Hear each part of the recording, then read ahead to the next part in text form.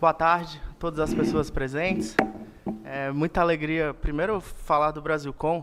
Muita gente foi criado no Brasilcom e eu acho que eu sou assim um filho de dentro mesmo, assim, que eu fui desde o garoto de recados do Brasilcom ao estagiário, ao secretário. Então é muita alegria falar no Brasilcom, num congresso do Brasilcom, sobre principalmente esse tema. Começo dizendo, Amanda, dentro das suas reflexões, que na biografia da Michelle Obama, ela fala que se queremos avançar como sociedade, precisamos discutir racismo a todo instante. E falar sobre racismo ainda é a Michelle Obama quem diz nesse livro.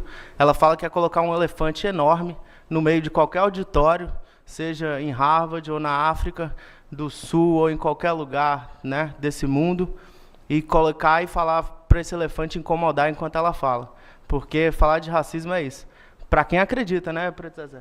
Porque vivemos numa democracia racial e a gente escuta isso a todo tempo. A Amanda acabou de me dizer isso com outras palavras, ao falar que toda vez que pesquisa, que ao pesquisar sobre esse tema, ela é discriminada, né? Então, começamos.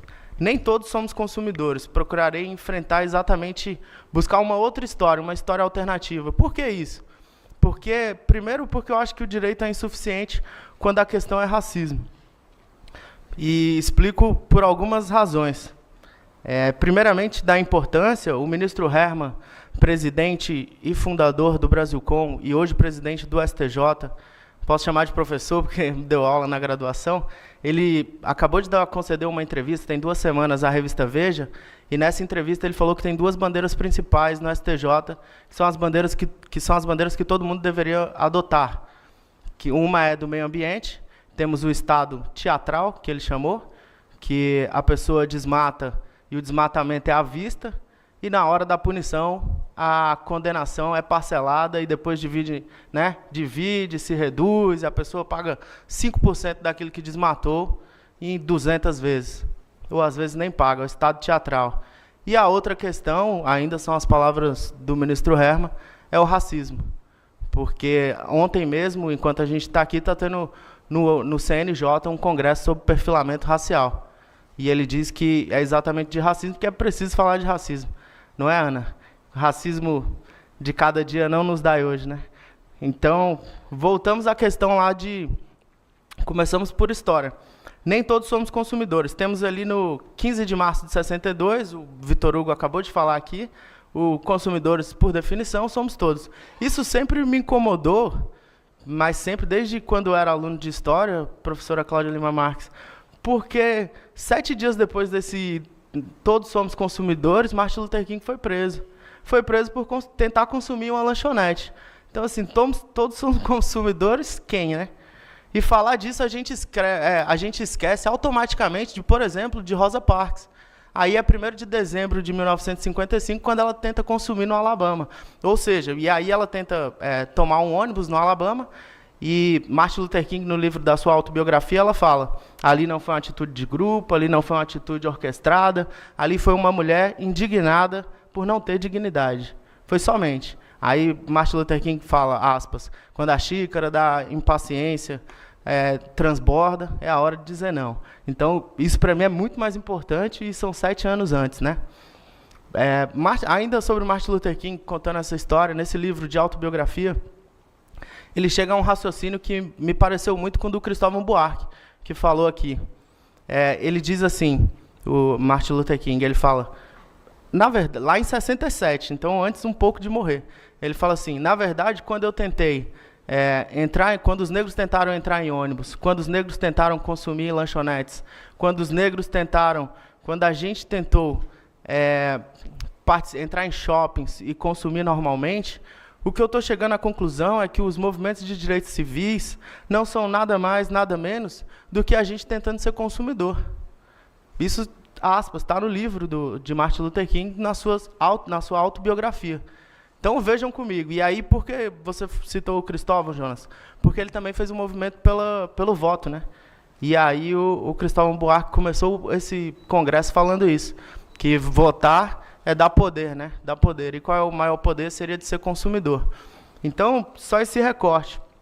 Aqui no Congresso, durante vários temas, vários painéis, eu vi, por exemplo, a questão da discriminação. Ontem falaram muito da hipervulnerabilidade das discriminações. E aí, eu que sou um estudioso desse tema do racismo, por várias vezes eu pensei, vai falar do racismo, está falando que tem discriminação, está falando que tem os perfis, está falando que tem os filtros que clareiam as pessoas no Instagram, mas o racismo passa batido, não é mencionado. Ouvi aqui, assim, por dever de honestidade, ouvi a professora Claudina Marques falando sobre racismo expressamente, e ouvi também Fabiana Barleta, mas, assim, eu acho que em vários temas, se vocês pensarem, e aí é só para reflexão mesmo, eu acho que caberia muito mais falar de racismo. Por exemplo, o superendividamento, eu fico muito feliz nessas falas sobre racismo e superendividamento, porque a gente para de pensar um pouco em produto, serviço e qualidade, e a gente volta a pensar nas pessoas, porque é o a priori, a gente continua no a priori, né? E aí é o perigo de uma história única. Todos esses meus estudos, até sobre racismo, começam de um livro da Chimamanda que é uma professora, né, e ativista afro-americana, chamado O Perigo de uma História Única. Como começa isso? A Chimamanda disse que foi fazer um mestrado em Harvard, e aí chegando lá, ela é da Nigéria, né? E aí chegando lá, ela disse que teve uma aula e tal, e ao final teve que dividir um quarto com uma colega, né? Uma aluna. E a aluna falou, e aí, Chimamanda, me conta, como você estudou, como você fala inglês tão bem, seu inglês é tão bom, parece que tem tanta naturalidade. A Chimamanda fala, é porque na Nigéria o idioma oficial é inglês. Tá? E aí, vejam como e piora muito, pessoal, porque aí no outro dia pela manhã, a Chimamanda vai sair para fazer uma caminhada, e aí outra menina pergunta para ela, nossa, me passa a sua playlist preferida, nossa, como devem ser essas músicas tribais e tal, e não sei o que, da África, né, e chamando a África de país, né. E como devem ser essas músicas tribais? E aí ela pega o fone e percebe que ela está ouvindo Beyoncé, está ouvindo Shakira, está ouvindo Lady Gaga, né? Então é o mundo que você não quer ver. É por isso que é o invisibilizado, né? É um mundo que você faz questão de não ver. Por quê? Porque você é padrão. Se você é padrão, você está pouco se importando com quem é. Então aí está o perigo de uma história única. Só para finalizar sobre a questão... Me controla aí, por favor. Ainda, né, sobre Kennedy, quando eu li esses dias a biografia de Kennedy, e ele fala que as eleições estavam muito acirradas ali, quando ele veio para a presidência, e o que fez a diferença para ele ganhar? O movimento negro falou, Kennedy, a gente te ajuda, e você nos ajuda com a emancipação que a gente está esperando desde 1865. Aí eu estou ainda nesse panorama lá dos americanos. E aí o Kennedy fala, tá certo, vocês votam em mim, eu ganho, e aí a gente vai avançar com isso. Vocês poderão, pelo menos, consumir, né? Voltando àquilo que eu já disse. E aí a gente sabe da história. Kennedy ganha, e aí qual é a prioridade zero do país? É ir à Lua. Os negros ficam mais uma vez a esperar, porque é ir à Lua, é Guerra Fria, e aí as preocupações são outras, né?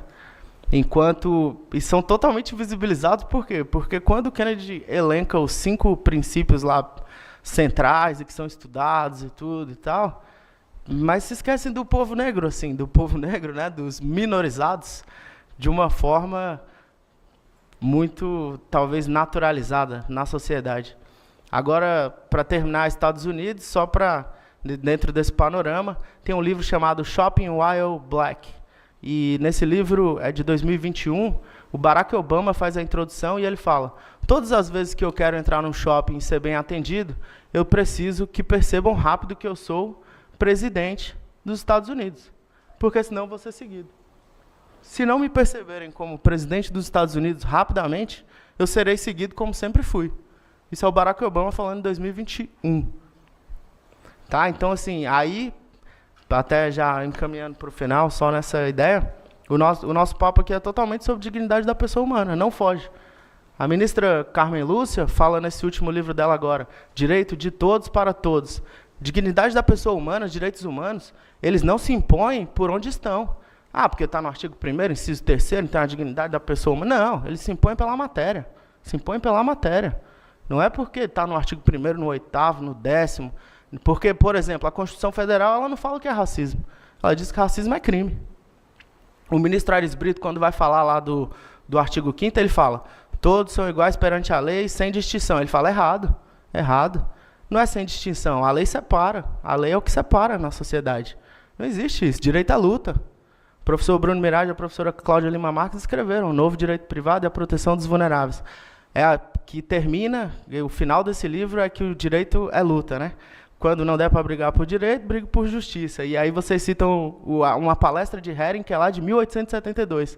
E nessa luta de emancipação dos direitos, o primeiro exemplo é da abolição. O primeiro exemplo do Hering.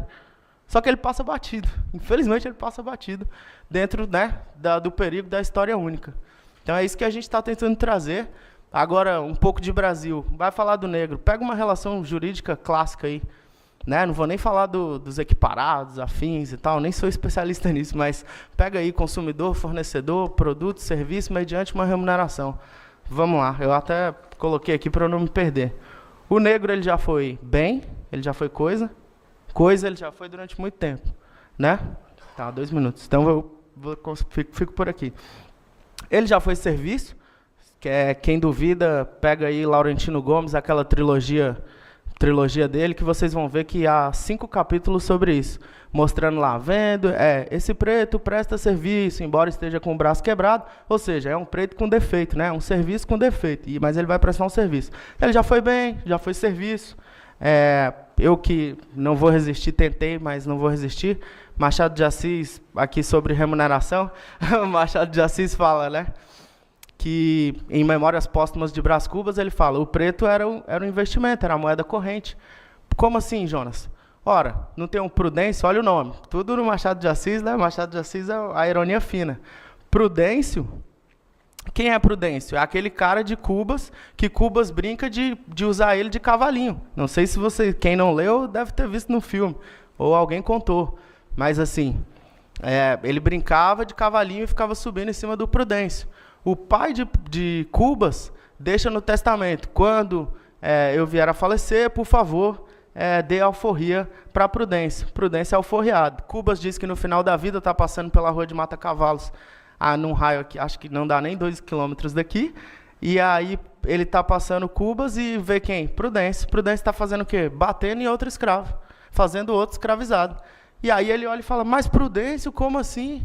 Aí, se vocês precisarem de mais alguma coisa para entender racismo estrutural, eu não consigo explicar, porque está aí, né? Aí ele fala, mas Prudêncio, como assim? Eu te dei alforria, agora você já está batendo em outra pessoa. Ele fala, estou juntando minhas economias, peguei 3 moedas, comprei um negro também. Vocês fazem assim? Então vejam, né? Ele já foi coisa, já foi bem, já foi produto, já foi serviço, já foi remuneração.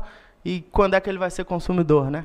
Uma pergunta que faço a vocês e termino só para dizer que a minha palestra não sai de um raio aqui de 2 quilômetros. Como assim, Jonas?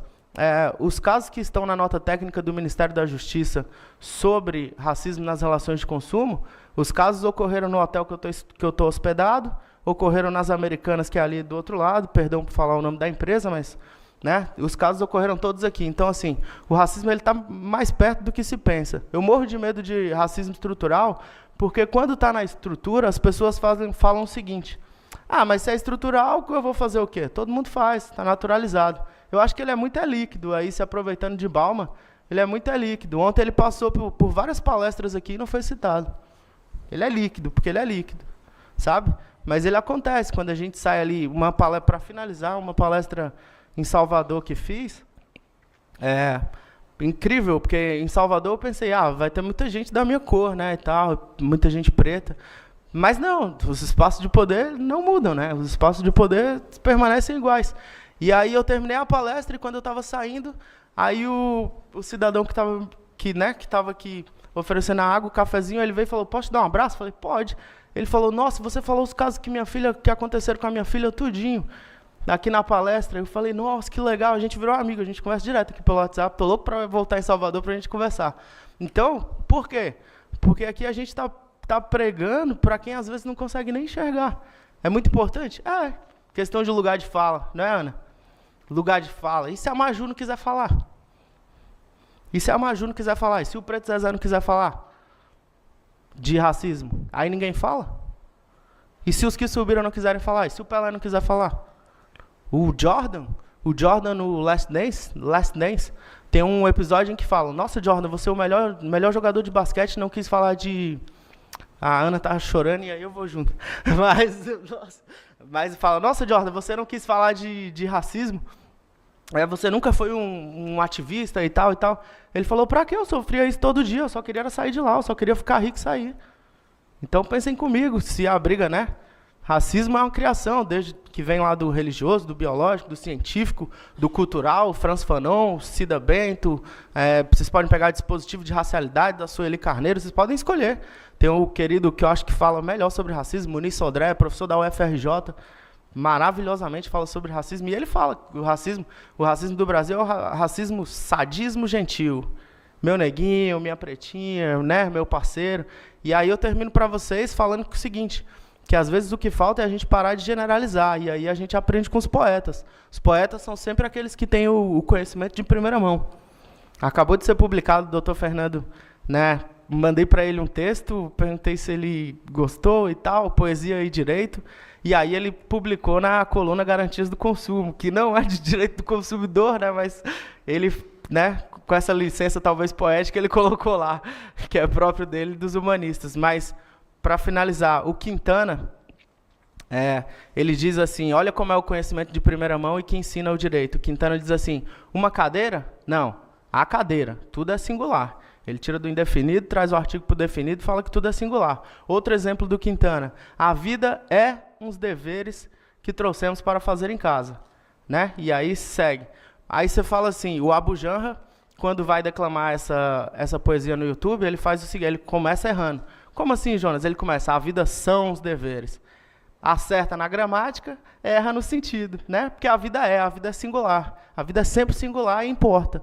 Essa discussão toda aqui é sobre a dignidade da pessoa humana. É isso, pessoal.